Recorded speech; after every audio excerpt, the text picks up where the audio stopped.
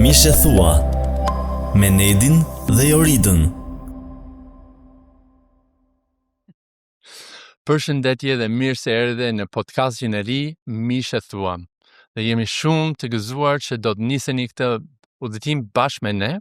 Unë jam Nedi. Dhe unë jam Jorida.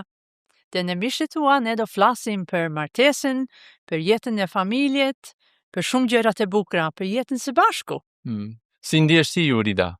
Në qoftë se jam qik me emocione, me vërtet jam me shumë emocione, por edhe jam shumë e lumtur që ne kemi këto mundësi të flasim për ato gjërat që me vërtet djeg në zemrat tona, për ato që ne me vërtet besojmë që martesa është një institucion e shkëlqyer. Burr e grua mish e thua. Më pëlqen shumë kjo thënie.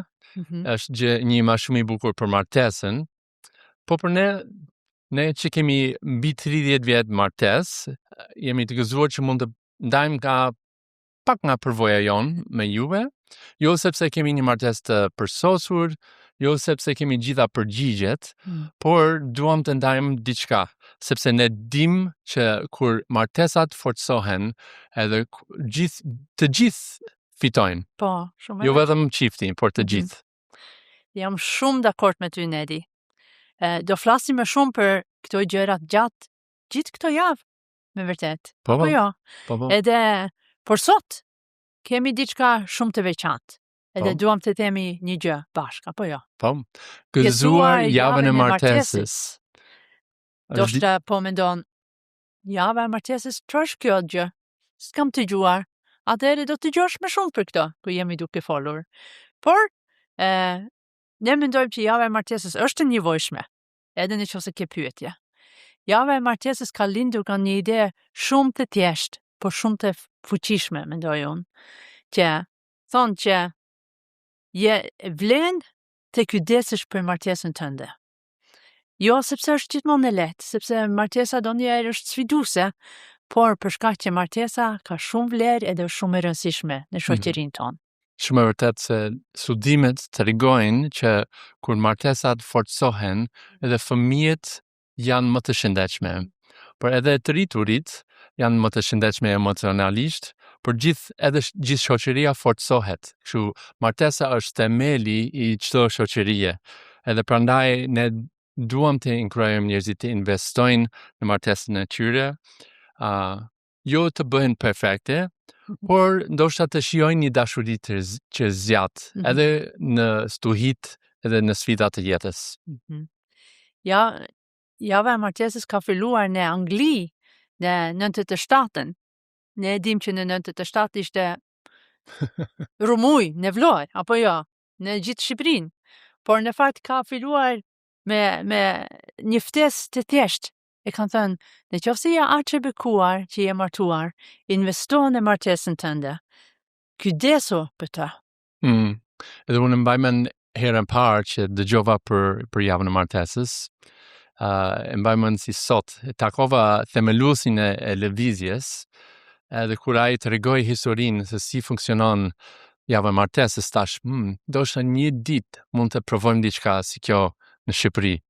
Edhe kështu ndodhi, u mblodhëm si një grup shumë të mirë, edhe në 2012 e lançuam këtë lëvizje, që sot është bërë një traditë në gjithë Shqipërinë, edhe shumë çifte dhe edhe shumë njerëz, shumë organizata, shumë kisha bëjnë evente dhe bëjnë gjëra për të forcuar martesën në Shqipëri. Po, është shumë bekim në fakt që kemi krijuar një traditë si kualodimin e makinave, apo jo, edhe ashtu bëjmë edhe me martesën, jemi duke thënë, çfarë shkon mirë, edhe çfarë mund të shkojë edhe çik më mirë. A duhet të ndryshojnë çik marsin, apo si jemi? Por një gjë që është shumë e rëndësishme është që ne dim që martesa ishte ideja e Perëndis ka fillimi, edhe kjo e bën punën me martesën shumë të veçantë. Edhe një gjë tjetër është që martesa të mira, të forta, nuk ndodhin rastësisht. Jo. Është një vendim që ne marrim, janë investime të vogla që ne bëjmë rregullisht, që të forcojmë këtë lidhje që ne kemi së bashku. Edhe pas kaq vitesh martesa, unë mund të them plotësisht me plot zemër që ja vlen të investosh. Jam e lumtur të dëgjoj këto gjë, me vërtet. Tema e javës së martesës. Shumë mirë. Po. Tema e javës së martesës këto vit e kemi lënë vitaminat për martesën tuaj. Vitaminat. Edhe për martesën tonë, apo jo. Dhe gjatë këto ditëve do flasim shumë për gjërat e vogla, për jetike që të bëjë martesën e shëndetshme. Edhe me plot gjalleri, të mos jetë vetëm apo jo. E vërtet. Por sot flitet shumë për shëndetin. Ku do të shkojmë? Ja në Instagram, në Facebook, në reklamat, në televizor, në çdo media. Jam I lodhur nga ato në fakt, se kudo nuk shpëtohem nga ato reklama. Ska gjë, por do është mirë që jemi duke folur për shëndetin. Në një anë kanë shumë të drejtë, sepse vitamina nuk janë luks, janë të domosdoshme, nëse duam një trup që funksionon, duam forcë, shëndetin, nëse duam, më thënë, vitamina ndihmojnë në çdo gjë. Të mbajmë shëndetin, të shërohemi, të çdo gjë. Nëse nuk kemi vitamina, fillojmë të sëmuremi.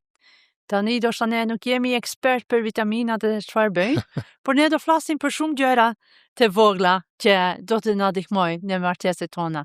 Do shta e themi vitamine, por vitaminat emocionale ose shpirtërore. Po, se martesa funksionon njësoj. Po. Nëse nuk e ushqen mirë, nëse nuk kujdesesh për të, atëherë do dobëzohet, edhe do kemi probleme. Sepse realitetin është që martesa nuk jeton dot vetëm me ato emocionet që kishim ato ditën e dasmës.